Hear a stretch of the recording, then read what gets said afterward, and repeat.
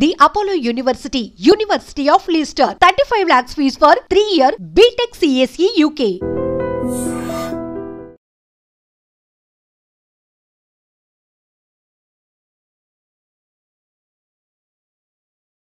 ఆమె ఎక్కడైతే మర్డర్ జరిగిందో ఆ ఇంటి ఎదురుగా ఇల్లే వెళ్ళేది. అసలు ఏం జరిగిందో, వీళ్ళు ఉన్నారా లేదా, అసలు ఏ టైం జరిగిందో అడిగి తెలుసుకుందాం. నమస్కారం. ఎలా జరిగిందమ్మా ఇన్సిడెంట్? మీరు ఉన్నారా ఆ టైం? తెలియదండి. నిన్న సాయంత్రం నుంచి మనం లోపలే ఉన్నాము. రాత్రి మామూలుగా 9:30కి తినేసాం, పడుకున్నాం. మళ్ళీ మనం పొద్దున్న 6కి లేసాము. అప్పటికే ఎవరు ఏం లేదు చప్పుడు. 9:30 వరకు ముందు కూడా ఏం జరగలేదు. ఏం తెలియదు మనకి, అసలు సైలెంట్ గా ఉంది అప్పటికి కూడా. పడుకున్నాం. ఇక మళ్ళీ 6:30కి లేసాము. మామూలుగా లేచినప్పుడు కూడా మామూలుగా ఉంది. తర్వాత 7:30కి ఇక్కడ ముగ్గేసేప్పుడు పోలీసులు వీళ్ళందరూ వచ్చారు. సౌండ్స్ ఏం రాలేదా? నిన్న ఇన్సిడెంట్ జరిగింది అన్నారు. ఎవరు అరుచుకోవడం కానీ ఇట్లా వినిపించలేదా మీకు? వినిపించలేదు. అరుపులు కేకలు ఏం లేవు. అందరూ ఫోన్ చేసి పడుకునే టైం కదా. ఓకే, అంటే ఈవినింగ్ టైం లోనే జరిగిందంట. ఒక 7:30 కూడా అసలు సౌండ్ ఏం లేదండి. అప్పుడైతే మేము బయటే ఉన్నాం కదా, ఏం వినిపించలేదు. అసలు ఎవరు కనిపించని కూడా కనిపించలేదు. లోపల ఏం జరిగిందో మరి మనకైతే తెలియదు. అంటే అసలు ఎలా అనిపిస్తుంది ఇప్పుడు? కన్న కూతురే వాళ్ళ ప్రియుడితో కలిసి తల్లిని చంపించడం, వాళ్ళకి ఏం ప్రాబ్లమ్స్ మనకు తెలియదు కదా. అదేం చేయటం దారుణం అనుకోండి, ఎలాంటి వాళ్ళు అయినాను. అక్క, నిన్న ఇన్సిడెంట్ ఎప్పుడు జరిగింది అసలు? అంటే చుట్టుపక్కల ఉన్న వాళ్ళు కూడా సౌండ్స్ కూడా రాలేదు అని చెప్తున్నారు. అంత సైలెంట్ గా ఎట్లా? ఇప్పుడు వాళ్ళు సుత్తితో దాడి చేసినప్పుడు అట్లీస్ట్ అరవడము ఇట్లాంటిది ఏదన్నా తెలిసి ఉంటది కదా మీకు? అంటే యాక్చువల్లీ ఏమైందంటే ఆ లోపల ఏం జరుగుతుందో ఎవరికి తెలీదు. వాళ్ళు ముగ్గురే ఉంటారు. రీసెంట్ గా వచ్చారు వాళ్ళు. ఎక్కడ ఇద్దరు పాపలు ఆమె ఉంటారు. ఇంతవరకు మనం వాళ్ళ ఫేస్లు కూడా చూసింది తెలీదు. కాకపోతే నిన్న ఈవినింగ్ మాత్రం ఏమైందంటే ఆ పిల్ల తిరుగుతుంది అన్న విషయం కూడా మనకి పోలీసు వాళ్ళు వచ్చిన తర్వాతనే తెలుసు. వాళ్ళ పెద్దమ్మ ఇక్కడ నైట్ ఏడ్చిన లెక్క ప్రకారం ఏంటంటే వాళ్ళ రిలేషన్ ఎవరు వాళ్ళతోని లేరు. మరి వాళ్ళ ఫ్యామిలీ ప్రాబ్లమ్స్ ఏంటో తెలీదు. 10:30, 11 o'clock ఆ టైంలో పోలీసులు అయితే వచ్చిర్రు. ఆ పాప అరుస్తుంది, ఏడుపు అప్పుడు వినిపించింది. తప్పితే మా వారు 11 o'clock వచ్చిర్రు. ఏందని చూసి ఇంకా మేము అంత క్లోజ్ చేసి పడుకునే టైంకి పోలీసు అని అవన్నీ వస్తే ఇంకా మేము ఏంటా అని బయటకు వచ్చి చూస్తుంటే ఆ పరిధిలో మేమేమనుకున్నామంటే ఆమె ఏమైనా హ్యాంగ్ చేసుకొని చనిపోయిందేమో, సింగిల్ మదర్ కదా అని అనుకున్నాము. అయితే ఏమైందంటే ఈ చిన్నపిల్ల వాళ్ళ పెద్దమ్మ వచ్చి ఏడుస్తుంది, అమ్మో ఇంత దారుణంగా చేసిరా, చంపిర్రా, అది ఇది అని అంటే. తర్వాత పోలీసు వాళ్ళు మా CCTV ఫుటేజ్ చెక్ చేసిరు. ఎగ్జాక్ట్ గా వాళ్ళ దానికి ఏమేమైంది, ఏ టైంకి వచ్చినారు. 6 o'clock నుంచి 6:47 లోపు చంపేసి వెళ్ళిపోయినారు. ఈవినింగ్ టైం లో కనీసం ఒక సౌండ్ కూడా రాలేదు. 6:40 టైంలో నేను ఇక్కడే ఉన్నాను. నేను ఇక్కడ ఉన్న టైం సంగతి కూడా CCTV ఫుటేజ్ చెక్ చేసినాక ఆ పిల్ల తిరుగుతుంది, ఆ కార్ అక్కడే ఉంది, అటు ఇటు తిరుగుతుంది. మరి ఇంకా ఎందుకు అయింది? ఆ చిన్న పిల్ల అక్కడే ఉంది, నేను లేనని చెప్తుంది. మరి ఉందా లేదా, మరి ఏం సంగతి అయితే తెలీదు. మొత్తానికైతే ఇట్లాంటిది ఒకటే.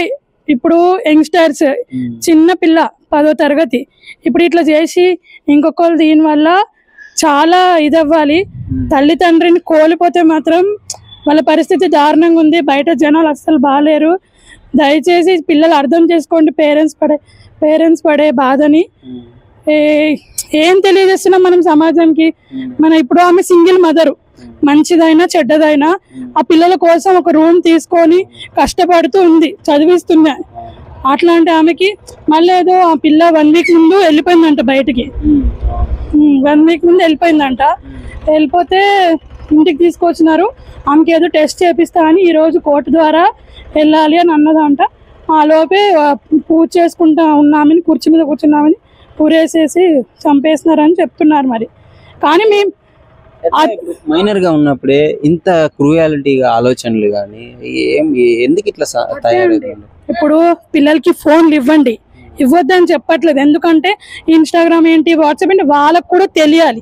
కానీ మన తల్లిదండ్రుల హ్యాండ్ ఓవర్ లో కంపల్సరీ ఆ పాస్వర్డ్ ఏంటి, వాళ్ళు ఏం చేస్తున్నారు, ఏ టైంకి ఎక్కడ వెళ్తున్నారు, కొంచెం పేరెంట్స్ టైం తీసుకొని కనిపెట్టుకొని ఉండాలి. వాళ్ళకు వాళ్ళు ఫోన్ చూస్తున్నారు, పర్సనల్ గా లైట్ ఆఫ్ చేసుకొని ఆర్ పర్సనల్ గా వాళ్ళు ఫోన్ చూస్తున్నారు అంటే మాత్రం దయచేసి తల్లిదండ్రులందరికీ ఒకటే చెప్తున్నా, అందరికీ పిల్లలు ఉన్నారు, అందరికీ కష్టం ఉంది.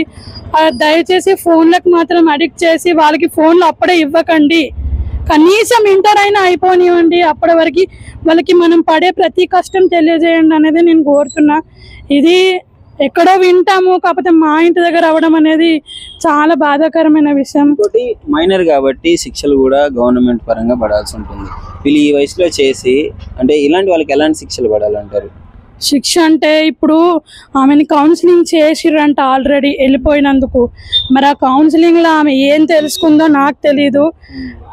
తల్లిదండ్రులు కూడా ఇప్పుడు ఇట్లాంటి జరిగినప్పుడు బెదిరియకుండా ఇంట్లో కూర్చోబెట్టి అట్లా కాదమ్మా ఇట్లుంటది, బయటికి వెళ్తే ఇట్లుంటది, ఇప్పుడు నేను ఫాదర్ లేకుండా నేను ఇట్లా ఉంటున్నా కదా, సో ఆ విలువ నీకు తెలుసు కదా, మళ్ళీ నువ్వు ఎందుకు అట్లా చేస్తున్నావు అని తల్లిదండ్రులు కూడా గైడెన్స్ ఇవ్వండి.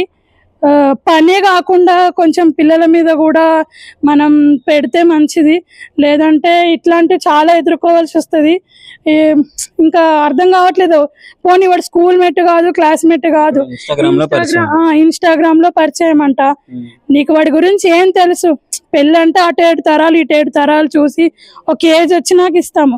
అలాంటిది నువ్వు ఒక 8 నెలల్లో వాడి గురించి ఏం తెలుసుకున్నావని ఆ పిల్ల ఎందుకు అట్లా చేసింది అనేది.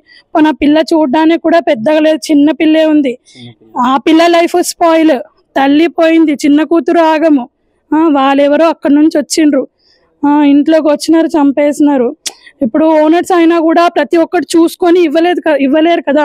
రూమ్ కావాలి, మాకు డబ్బులు కావాలి, ఈ డేటా అడుగుతాం అంతవరకే. కానీ ఒకటే, ఇంకా పిల్లలు కొంచెం కేర్ఫుల్గా ఉండండి. యూట్యూబ్స్, ఇన్స్టాలు, అన్ని సోషల్ మీడియా మన చేతిలో ఉన్నప్పుడు అందులో మంచి ఉంటుంది, చెడు ఉంటుంది. కొంచెం దయచేసి మంచిని నేర్చుకుందాము, చెడు చాలా తొందరగా వస్తుంది.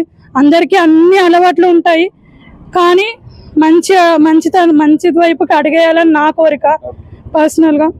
అంటే ఈనాడు చిన్నపిల్లలకు ఈ కరోనా తర్వాత వాట్సాప్ అంటే హోంవర్క్స్ ఇస్తున్నారు. అంటే ఆన్లైన్ జూమ్ మీట్ ఆన్లైన్ లో కావడం వల్ల పిల్లలు కూడా తల్లులు కూడా వాళ్ళకి ఫోన్ ఇవ్వాల్సి వస్తుంది. కాబట్టి వాళ్ళు సపరేట్ గా ఈ అమ్మాయి చిన్న అమ్మాయి వాట్సాప్ లో వాళ్ళకు అది హోంవర్క్ ఇస్తారు అనేసి ఆమె ఆ ఫోన్ ఇవ్వడం జరిగింది. గొడవ ఎక్కడ స్టార్ట్ అయింది, ఏం జరిగింది? గొడవ అంటే ఆమెకి ఇన్స్టాగ్రామ్ లో ఈ అమ్మాయి ఇన్స్టాగ్రామ్ ఓపెన్ చేసుకుందంట. ఇక ఇన్స్టాగ్రామ్ ఓపెన్ చేసుకున్నాక ఇట్లా పరిచయం అయ్యారంట. అబ్బాయి పరిచయం అయినాక ఇక వాళ్ళు వాళ్ళ మమ్మీ లేనప్పుడు ఆ పిల్లోడికి మెసేజ్ పెట్టుకోవడము అట్లా జరిగింది. అంటే ఆ రోజు రాత్రి వెళ్ళిపోయిందంట అమ్మాయి. వెళ్ళిపోయి అయితే ఇంకా 2 రోజుల తర్వాత అది జిడిమెట్ల పోలీస్ స్టేషన్ లో వాళ్ళ మమ్మీ కంప్లైంట్ ఇచ్చింది. ఇచ్చిన తర్వాత వాళ్ళ నాకు చెప్పిన విషయం కౌన్సిలింగ్ ఇచ్చినాము. తర్వాత అంటే అక్కడ కౌన్సిలింగ్ ఇచ్చింది కానీ వాళ్ళ ఆ అమ్మాయిని హోమ్ లో పెట్టేది ఉండే. హోమ్ లో పెట్టంటే అంతకుముందు హోమ్ లో పెడితే ఇంకోరు అబ్బాయిని కూడా ఇట్లా లవ్ చేసింది అనేసి వాళ్ళ అమ్మ వద్దు అని అన్నది. మానసిక పరిస్థితి బాగలేదన్న ఎందుకు ఎన్నిసార్లు ఇట్లా? ఏజ్ వాళ్ళ మానసిక పరిస్థితి అంటే ఆ ఎదుటి వ్యక్తి ఆకర్షణ. అమ్మాయి చిన్న అమ్మాయే కదా, అంటే అంటే ఏంటంటే టీనేజ్ వాళ్ళ. ఎప్పుడు జరిగింది మీకు తెలిసేమన్నా? మాకు తెలిసింది మొన్ననే. అది ఇప్పుడు ఆమెని చంపడం, ఇంటికి వచ్చి చంపడం తెలియదు. అంటే ఆ అమ్మాయి ఎట్లా చేసిందో తెలియదు. ఆ అమ్మాయికి అంటే సైకోలాగా తయారైపోయింది.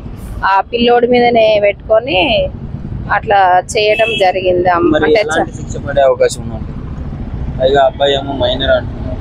ఆ అబ్బాయి మైనరే కానీ చేసిన పని పెద్దది కదా. అంటే ఒక సైకో లాగా చంపేయడము చాలా విషాదకరమైన విషయం. అమ్మాయి మా అంజలి మాత్రం చాలా ఇన్స్పిరేషన్, చాలా పోరాట, చాలా ప్రజా సంఘాలలో పనిచేసింది. అమ్మాయి కళాకారురాలు, మంచిది. అంటే చాలా అదంటే డేర్ అమ్మాయి.